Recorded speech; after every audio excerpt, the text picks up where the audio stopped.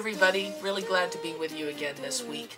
It's just the week before Christmas, a couple of days, and this will be our last commentary for the year 2011. It's been a real pleasure talking with you this year and hearing from folks about the commentaries and how much interest you're taking, so thanks for that. I wanted to talk just a little bit about a couple of things that we've been following throughout the year, in fact, both on the local level and on the national level as well.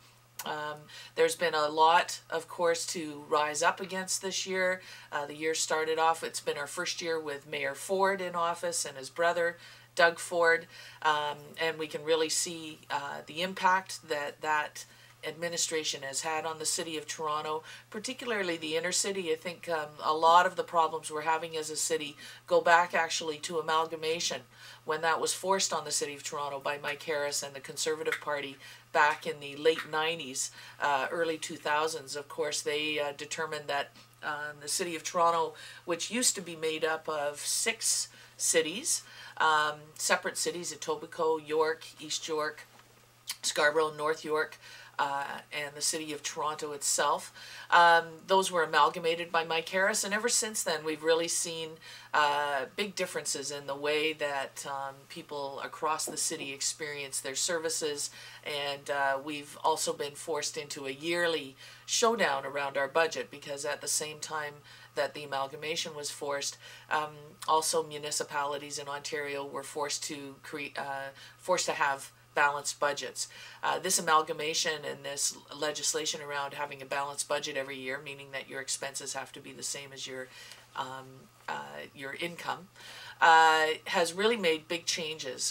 The city did not have to operate that way in the past. The other thing that happened at that time was the way city services were funded, and the places that city could get income from were significantly changed as well. And I won't go through all the details of that. That's a whole kind of hour-long lesson in and of itself. But the impact has been that the city is forced into this annual exercise where we take a look, and this didn't start with Ford. We should be really clear about this. He's just been the latest to deal with this. But we're forced into this situation where every year people have to go in front of City Hall and plead and beg the City Council and the Mayor not to cut services and programs. In the past, what's often happened is that at the 11th hour, just as we're looking at very significant cuts, magically the city seems to find surpluses, or it has more revenue than it thought, or it doesn't snow as much as it thought, and there's surplus in different funds, or the TTC ridership is up, etc., etc. And so often what happens at the last minute is that the city finds extra funds and then gets the province to commit to also putting extra funds into the budget, and we are saved many of the cuts that people have feared. This year it's a lot different, of course, and we've been talking all year about the schemes of the Fords, the privatization agenda, the fact that they are really interested in some major attacks on public sector workers. We're looking in the new year at the possibility of a lockout of public workers at the city in both the outside and inside unions. So that's, I think it's QP 79 and QP 416. Those workers have said that they will not go on strike. Their contracts come up from negotiation, so they've pledged that they will not go on strike, but the city has not promised likewise not to lock them out. So there's a very real possibility of a lockout of public sector workers in the new year. It'll be really important for all of us, residents and people who are resident of Toronto and who pay taxes and all the rest. It'll be really important for us to back those public sector workers and to really understand and recognize that if there is a lockout, that this is not an action on the part of the workers, that this is an action on the part of the city. And one of the reasons the city will do that, if they do plan to do that, will be to save money. It will also be part of an effort, I believe, and a lot of people believe, that the Fords have to try to demonize public sector workers and to try to build public support for getting rid of those workers, for privatizing the services that they provide. They've already started. They've privatized garbage collection in one half of the GTA. They're looking at privatizing the other part later on. They've already started to contract out cleaning services in police stations corrections and other publicly funded areas. So we're really looking at the possibility of very, very significant cuts. We've been talking about it all year. People have been organizing around this all year. We've seen record numbers of people going to City Hall to do deputations. I think that the resistance and the fight back has been built magnificently here in Toronto. And so I just want to let you know that in the new year that resistance continues.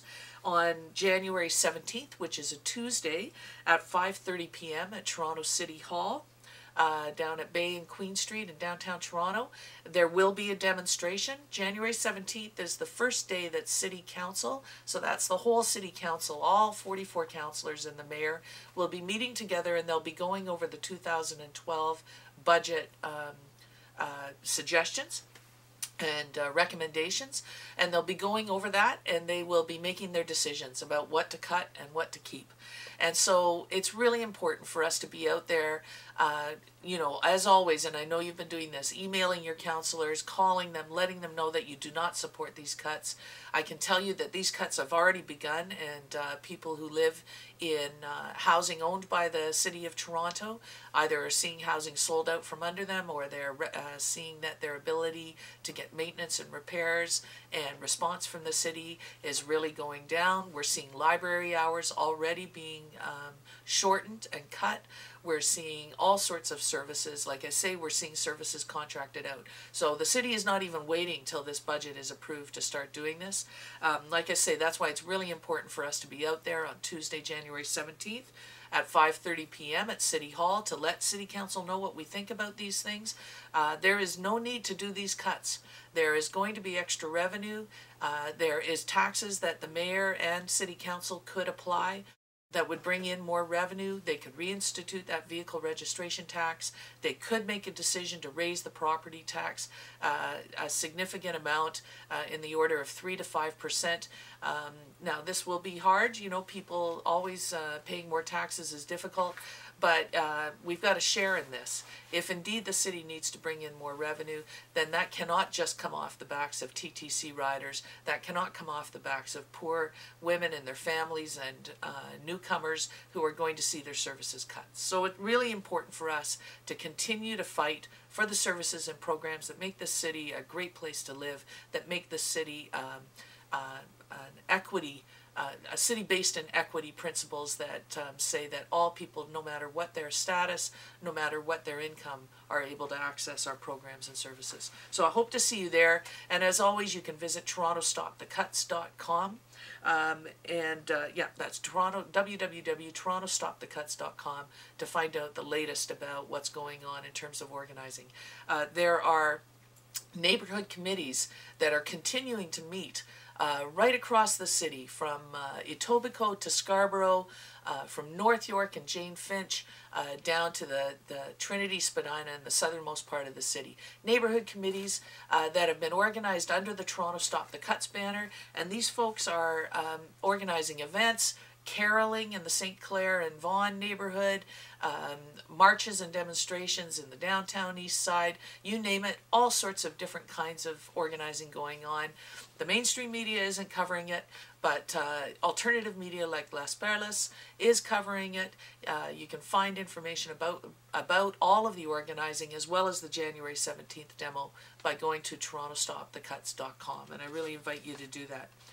I also wanted to let you know the other thing that we've been following all year and talking about all year is the terrible situation, the neglect, the oppression, the continued racism and sexism and colonialism that is affecting First Nations, Aboriginal peoples, Indigenous peoples in this country on Turtle Island. I just wanted to tell you a little bit of information about the latest news, particularly around the over 600 missing and murdered Aboriginal women, the terrible tragedy, the shame, and the ongoing murder and neglect and disappearances of women that must be addressed and has not been addressed either by provincial governments properly. It's not been addressed by the federal government. This is a federal issue. These are women that are going missing in the East Coast, in Ontario, throughout the western provinces. This is happening right across the country and has been happening for decades.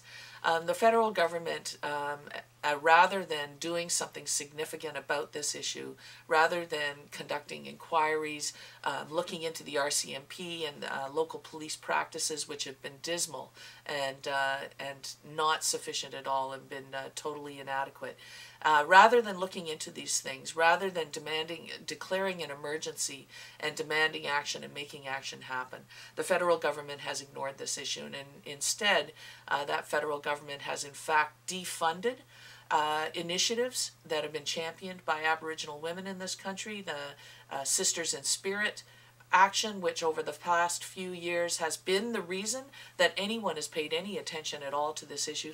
The federal government has ignored them. They've defunded them. They've taken money that was going to the Sisters in Spirit initiative, and they have directed that funding to the RCMP, which is just incredible and outrageous.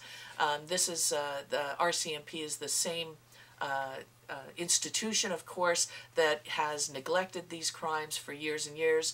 The sexism and racism within the RCMP has been well documented over the years, and the federal government, rather than taking them to task and holding them accountable for the neglect and the terrible service that they've given to Aboriginal people across the country, instead has decided to reward them by giving them the money that should be going to the Sisters in Spirit initiative.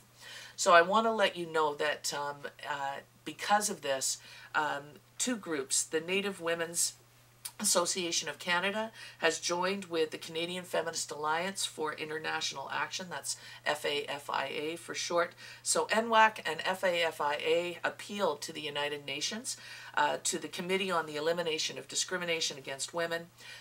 They appealed to them, and this is what people can do if their federal governments are not tackling issues of discrimination and human rights violations. And so that committee has decided to open an inquiry into the murders and disappearances of Aboriginal women and girls across Canada.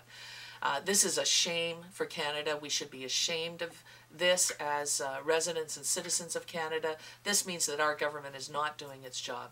And I applaud NWAC and FAFIA for taking this and bringing this to the attention of the United Nations. And we can only hope that that inquiry will finally lead to some kind of significant action against this ongoing genocide against Aboriginal women and girls. So let's hope for that. Let's hope for a prosperous 2012. Feliz Navidad and Feliz Año Nuevo.